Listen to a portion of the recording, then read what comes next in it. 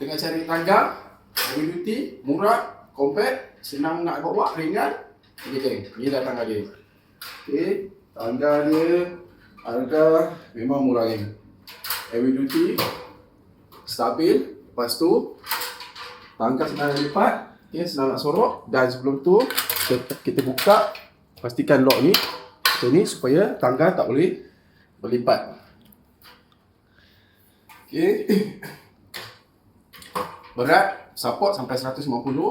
Saya punya tangga ni 8 step. Okey, ini memang tinggi geng. Memang tinggi sampai atas. Ni kipas saya memang sampai atas tak. Okey, satu. No. So, jangan risau. Memang tahan. Yang penting anti slip ni. Tengok ni. Tapak memang ngam untuk kaki. So naik tak sakit. Yang tangga biasa tu kalau kita naik, tangga sakit kan. Okay, yang ni memang tak sakit sebab dia memang penuh satu tapak. Dan yang penting, okay, benda ni dia ada tempat slot kat sini.